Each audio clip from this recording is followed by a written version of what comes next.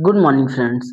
आज हम पढ़ने जा रहे हैं 11th क्लास में एक फिजिक्स का एक चैप्टर है motion in a straight line. इस चैप्टर के मैं पूरा चैप्टर तो अभी आपको नहीं पढ़ाऊंगा, मैं भी आने वाले टाइम में पूरा चैप्टर की वीडियो भी बनाऊंगा। अभी फोन का स्टोरेज इतना होता नहीं है, ठीक है। तो इस motion in a straight line के मैं कुछ दो टॉपिक उठा के लाया हूँ, मैं वो आपको पढ़ाने वाला हूँ। पहला टॉपिक है रेस्ट एंड मोशन और दूसरा टॉपिक रहेगा डिस्टेंस एंड डिस्प्लेसमेंट, ठीक है। तो सबसे पहले हम समझते हैं कि रेस्ट क्या होता है एंड मोशन क्या होता है, ठीक है ना। सबसे पहले हम समझते हैं मोशन को। किसको समझते हैं सबसे पहले हम? मोशन को, ठीक है। तो देखो, मोशन क्या होता है कि जब भी कोई ऑब्जेक्ट टाइम के साथ अपनी पोजीशन चेंज करे, क्या करे? कोई भी ऑब्जेक्ट टाइम के साथ अपनी पोजीशन चेंज करे, उसे हम क्या कहते हैं? उसे हम कहते हैं कि वह ऑब्जेक्ट किस चीज में है? मोशन में है। जैसे मैं देख रहा हूँ जो मेरे पानी का मटका है ना वहां रखा हुआ है और पिछले वो 2 दिन से उसी जगह पर है। देखो, वो टाइम के साथ अपनी पोजीशन तो चेंज नहीं कर रहा है।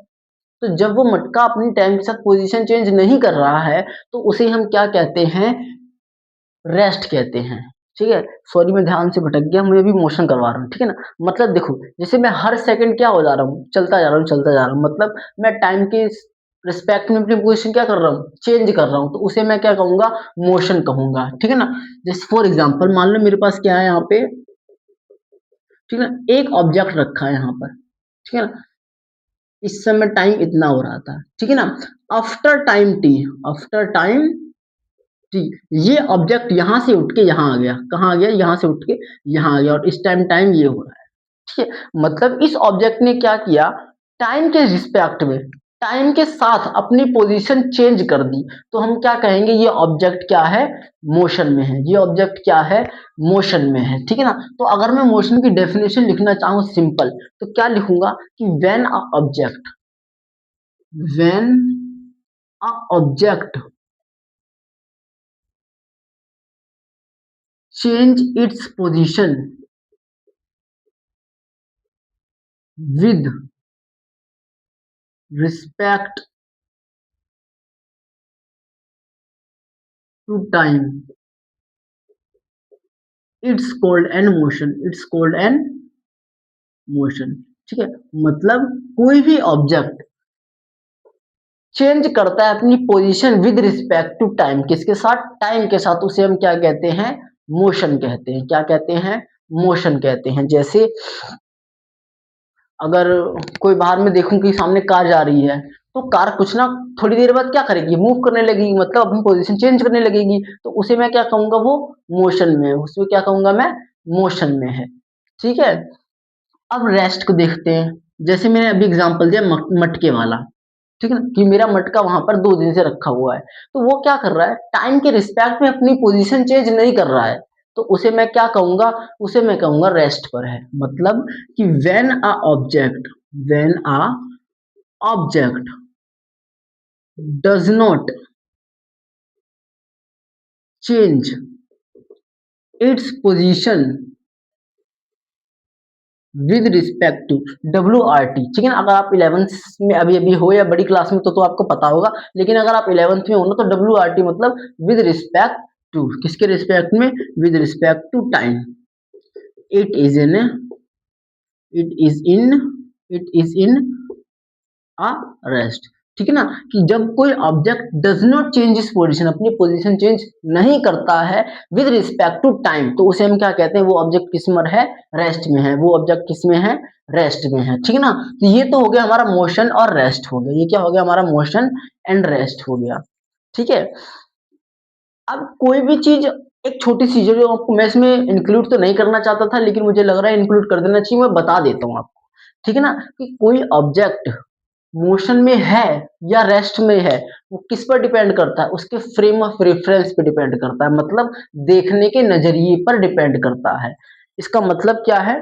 इसका मतलब ये हुआ कि देखो, अगर जैसे मैं कहूं मेरे लिए बाहर खड़ा पेड़ क्या है? रेस्ट पर है, क्योंकि वो पिछले 10 सालों पर वहीं पर है। पिछले 10 सालों से वो पेड़ उसी जगह पर है। तो वो ऑब्जेक्ट, वो पेड़ क्या हुआ? मेरे लिए तो रेस्ट में हो गया। लेकिन अगर मैं कहाँ जाऊं? अंतरिक्ष में जाऊं, अंतरिक्ष में, स्पेस में जाऊं, स्पेस में जाकर देखूं तो पूरी की पूरी धरती मूव कर रही है। तो उस हिसाब से वो पेड़ किस पे हो गया? मोशन में हो गया। ठीक है, तो कोई भी ऑब्जेक्ट रेस्ट में होता है या मोशन में होता है, वो किस पर डिपेंड करता है? वो डिपेंड करता है उसके फ्रेम ऑफ रेफरेंस पे। किस पे डिपेंड करता है? फ्रेम ऑफ रेफरेंस पे डिपेंड करता है, उसके देखने के नजरिए पे डिपेंड करता है। ठीक है ना, जैसे मैंने अभी एग्जांपल जस्ट सेम लाइक ये दिया मटका, इस मटके के साथ ये पूरा रूम भी क्या है? रेस्ट पर है मेरे लिए, क्योंकि ये अपनी पोजीशन चेंज नहीं कर रहा है टाइम के रिस्पेक्ट में, लेकिन पूरी की पूरी अर्थ घूम रही है। तो अगर मैं स्पेस से जाकर देखूं, पूरी की पूरी अर्थ घूम रही है, तो मतलब हर रुकी हुई ऑब्जेक्ट जो अर्थ पर मैं देखता हूँ रेस्ट पे है, वो क्या है? वो मोशन में है। इसीलिए कि मोशन और इसीलिए मोशन एंड रेस्ट दोनों किस पे डिपेंड करते हैं? फ्रेम ऑफ रेफरेंस पे डिपेंड करते हैं। किस पे डिपेंड करते हैं? फ्रेम ऑफ रेफरेंस पे डिपेंड करते हैं। ठीक है ना, ये तो हो गया हमारा इस चैप्टर का मोशन इन स्ट्रेट लाइन का बिल्कुल छोटा सा पार्ट, एकदम स्टार्टिंग। ये कहे तो ये 9th क्लास में भी आपने पढ़ा होगा, मोशन एंड रेस्ट। अब हम पढ़ने जा रहे हैं डिस्टेंस एंड डिस्प्लेसमेंट। क्या पढ़ने जा रहे हैं? Distance and displacement. ये भी आपने 9th क्लास में पढ़ा होगा, लेकिन इसे हम फिर भी दोबारा एक बार पढ़ लेते हैं। ठीक है, तो अब हम पढ़ने जा रहे हैं डिस्टेंस एंड डिस्प्लेसमेंट। तो हम देखते हैं कि डिस्टेंस क्या होता है एंड डिस्प्लेसमेंट क्या होता है। ठीक है ना, तो अगर मैं डिस्टेंस को डिफाइन करना चाहूँ, डिस्टेंस को डिफाइन करना चाहूँ, ठीक है ना, तो डिस्टेंस क्या होता है कि total path cover by a object, मतलब एक ऑब्जेक्ट द्वारा चला गया पूरा का पूरा मार्ग, पूरा का पूरा पाथ, उसे हम क्या कहते हैं? Distance. The total path covered by a object is called distance। उसे हम क्या कहते हैं? डिस्टेंस कहते हैं। क्या कहते हैं? डिस्टेंस कहते हैं। मान लो कि एक ऑब्जेक्ट ए पे यहाँ पर खड़ा है, ए पॉइंट पर यहाँ खड़ा है, वो चलता है, ऐसे चलता है, ऐसे चलता है, ऐसे चलता है, ऐसे चलता है, ऐसे चलता है, और यहाँ भी ये पॉइंट पे आकर रुक जाता है। तो इसकी डिस्टेंस क्या होगी? इसकी डिस्टेंस ये पूरा का पूरा पाथ होगा। ये क्या होगा? पूरा का पूरा पाथ होगा। पूरा का पूरा पाथ होगा। वहीं अगर मैं दोबारा डिस्टेंस की एक और एग्जांपल लेते हैं, ठीक है ना, तो ये क्या होगा? हमारा डिस्टेंस हो गया। ये भी हम सिर्फ डिस्टेंस की बात कर रहे हैं। ठीक है ना, मान लो अगर मैं क्या लूं? एक ट्राइंगल लूं। क्या लूं? एक ट्राइंगल लूं, ए बी सी। मान लो एक ऑब्जेक्ट क्या चला, यहां से लेके ए बी तक चला, वहां से लेके सी तक चला, तो डिस्टेंस कितनी हो जाएगी मेरी? एक्स से अगर मैं लिखूं इसे A B plus B C, मतलब ए से लेके बी कितना चला, वो बी से लेके सी कितना चला। ठीक है ना, अगर मैं बात करूं यहाँ पर एक सर्कल में, एक ऑब्जेक्ट यहाँ पर था ए पॉइंट पर, वो घूम के कहाँ पे आ गया? यहाँ बी पॉइंट पर आ गया, तो डिस्टेंस कितनी होगी? एक्स से लिखूं तो कितना घूम रहा है? सेमी सर्कल घूम रहा है, मतलब सेमी पेरीमीटर, मतलब पाई आर होगी। कितनी होगी? पाई आर होगी। तो ये क्या हो गई? हमारी डिस्टेंस हो गई। क्या हो गई? डिस्टेंस हो गई। मतलब total path cover by a object is called distance. ठीक है ना, अगर अभी हम पढ़ेंगे डिस्प्लेसमेंट, तो डिस्टेंस और डिस्प्लेसमेंट दोनों बहुत अच्छी तरीके से समझ में आने वाला है। बस आपको क्या करना पड़ेगा? थोड़ा सा ध्यान देना पड़ेगा, थोड़ा टाइम देना पड़ेगा समझाने के लिए। ठीक है ना, और इसकी यूनिट क्या होती है? इसकी यूनिट हम होती है मीटर। और ये कैसी क्वांटिटी होती है? स्केलर क्वांटिटी होती है। कैसी होती है? स्केलर क्वांटिटी होती है। कैसी होती है? Scalar quantity. स्केलर और वेक्टर क्वांटिटी मैं इसी वीडियो में, ठीक है, लास्ट में बता दूंगा।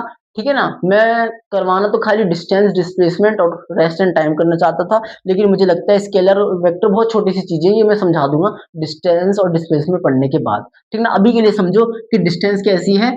स्केलर क्वांटिटी है। ठीक है ना, तो डिस्टेंस समझ में आ गया कि total path cover by object is called a distance. अब यही इसी में ये मैं खाली इतना मिटो के क्या करता हूँ, यहाँ नीचे लिखता हूँ डिस्प्लेसमेंट। ठीक है ना, मैं एक बार साइड में जाता हूँ, आप इसे एक बार नोट कर लो। ठीक है ना, अब मैं क्या करता हूँ, इसे मिटो देता हूँ। ठीक है, अब मैं यहाँ नीचे लिख देता हूँ डिस्प्लेसमेंट। तो अब डिस्टेंस तो हमने पढ़ लिया, अब डिस्प्लेसमेंट पढ़ते हैं। ठीक है ना, तो डिस्प्लेसमेंट को अगर मैं सिंपल भाषा में डिफाइन करना चाहूँ, तो डिस्प्लेसमेंट होता है the shortest distance between initial and final position. The shortest distance between final and initial position. Final and initial position, ठीक है ना।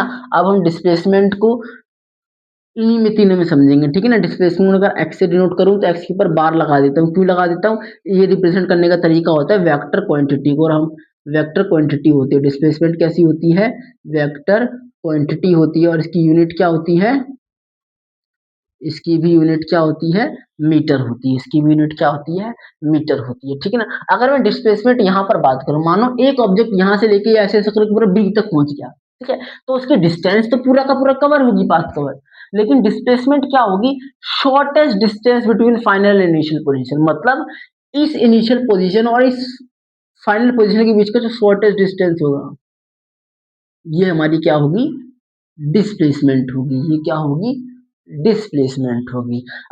अब इसमें देखते हैं कि मान लो एक ऑब्जेक्ट ए से बी चला, बी से सी चला, तो डिस्टेंस तो इसकी A B plus B C होगी, लेकिन डिस्प्लेसमेंट क्या होगा, इनिशियल और फाइनल पोजीशन के बीच का शॉर्टेस्ट डिस्टेंस होगा। तो अगर मैं इसके लिए बात करूं, डिस्प्लेसमेंट क्या होगा, AC होगा, क्या होगा, AC होगा। अगर ये ऑब्जेक्ट यहाँ से लेके यहाँ चला है, कितना होगा, AC होगा, ठीक है ना।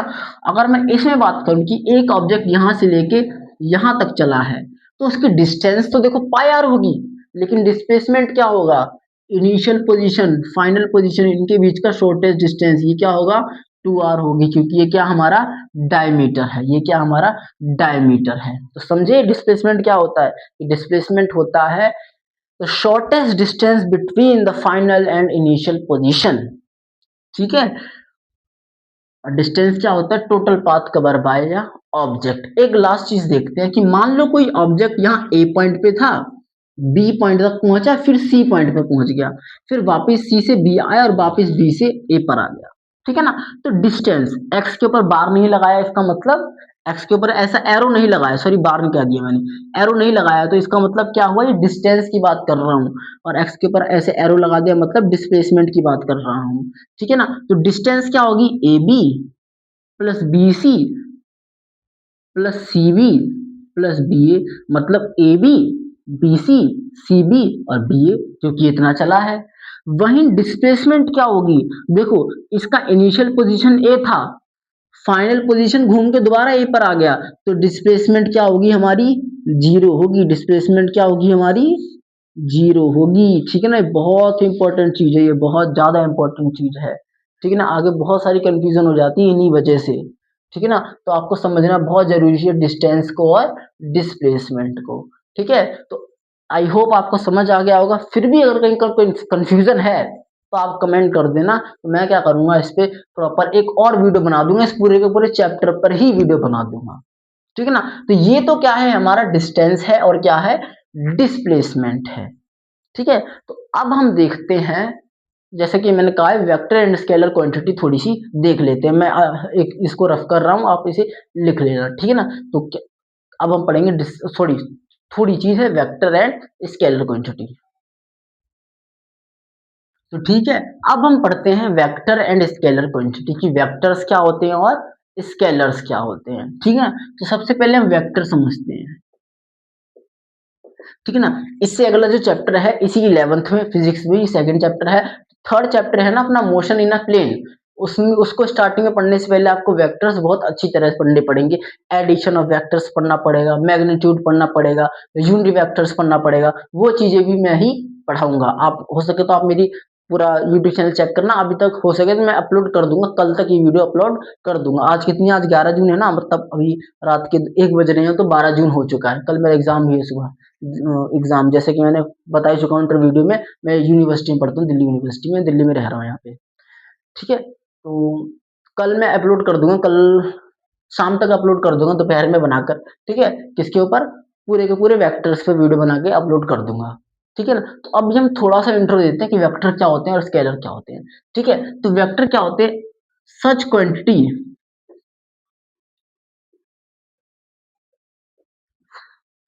विच have magnitude and direction both, मतलब ऐसी क्वांटिटी जिनके पास मैग्नीट्यूड तो होता ही है और साथ में क्या होती हैं, डायरेक्शन भी होती हैं, उन्हें हम क्या कहते हैं, वेक्टर्स कहते हैं, क्या कहते हैं, वेक्टर्स कहते हैं। फॉर एग्जाम्पल जैसे अभी मैंने बताया डिस्प्लेसमेंट, क्या बताया, डिस्प्लेसमेंट कैसी होती है, एक वेक्टर क्वांटिटी होती है, मतलब इसके पास मैग्नीट्यूड तो होगा ही और साथ के साथ क्या होगी, डायरेक्शन भी होगी। और अच्छे से समझते हैं, जैसे मैंने कहा 30 मीटर नॉर्थ, तो देखो मैंने कहा 30 मीटर नॉर्थ, ये 30 क्या हो गया हमारा, मैग्नीट्यूड हो गया, और ये नॉर्थ क्या हो गई हमारी, डायरेक्शन हो गई। तो ये कैसी क्वांटिटी हो गई, वेक्टर क्वांटिटी हो गई। कैसी क्वांटिटी हो गई, वेक्टर क्वांटिटी हो गई। ठीक है ना। उसी तरह वेलोसिटी भी क्या होती है, वेक्टर क्वांटिटी होती है, और कई सारी चीजें भी वेक्टर क्वांटिटी होती है जिनकी हम आगे डिस्कशन करेंगे। डिस्कशन विद मी में ही डिस्कशन करेंगे, ठीक है ना, मेरे साथ ही डिस्कशन करेंगे। ठीक है, तो ये क्या हो गई हमारी वेक्टर, मतलब ऐसी क्वांटिटी जिनके पास मैग्नीट्यूड तो होता ही है, साथ के साथ क्या होती हैं, डायरेक्शन भी होती हैं, उन्हें हम क्या कहते हैं, वेक्टर्स कहते हैं। क्या कहते हैं, वेक्टर्स कहते हैं। अब हम पढ़ते हैं स्केलर क्वांटिटी, ठीक है ना, scalar, such quantity, I hope आपने अंदाजा लगा लिया होगा, विच हैव मैग्नीट्यूड, ये मैग्नीट्यूड है, magnitude but no direction, no direction. मैं डायरेक्शन को ऐसे लिखता हूँ, आप बड़ी हो जाओगी आप भी ऐसे लिखोगे, अगर आप अभी 10th या 11th में हो या 12th में हो, ठीक है, 9th में भी हो, तो जब आप बड़े हो जाओगे तो डायरेक्शन को ऐसे लिखोगे विद रिस्पेक्ट को WRT लिखोगे कर, ठीक है, जब आप कॉलेज में हो जाओगे मेरी तरह। ठीक है, तो स्केलर क्या होती है, such quantity which have magnitude but no direction, उन्हें क्या कहते हैं, हम स्केलर क्वांटिटी कहते हैं। फॉर एग्जांपल अभी हमने पीछे डिस्टेंस पढ़ा, ठीक है ना, डिस्टेंस पे क्या होती है, खाली की खाली क्या होती है, मैग्नीट्यूड होता है, कोई डायरेक्शन नहीं होता है। इसी तरह फॉर एग्जांपल मैंने कहा 40 मीटर, तो ये क्या हो गई, खाली मैग्नीट्यूड है, इसमें कहीं डायरेक्शन दिख रही है, मुझे नहीं दिख रही है, तो ये कैसी क्वांटिटी है, स्केलर क्वांटिटी है। ठीक है ना, डिस्टेंस हो गई, स्पीड हो गई, ये सब कैसी होती हैं, स्केलर क्वांटिटीज होती हैं। कैसी होती हैं, स्केलर क्वांटिटीज होती हैं। ठीक है ना, तो ये है हमारा ओवरऑल स्केलर क्वांटिटी और वेक्टर क्वांटिटी। इससे पहले हमने पढ़ा डिस्टेंस, डिस्प्लेसमेंट, उससे पहले हमने पढ़ा रेस्ट एंड मोशन। तो आई होप आपको मेरे समझाने का तरीका अच्छा लगा होगा, मेरे पढ़ाने का तरीका अच्छा लगा होगा, मेरे लिखने का, बात करने का तरीका अच्छा लगा होगा, मेरे पढ़ाने का तरीका, दोबारा पूछ रहा हूँ, अच्छा लगा होगा। अगर लगा है तो प्लीज सब्सक्राइब कीजिएगा, शेयर कीजिएगा, लाइक कीजिएगा, कमेंट कीजिएगा। ठीक है, तो thank you. Discussion with me में मेरे साथ पढ़ने के लिए आपका बहुत ही बहुत बहुत बहुत धन्यवाद।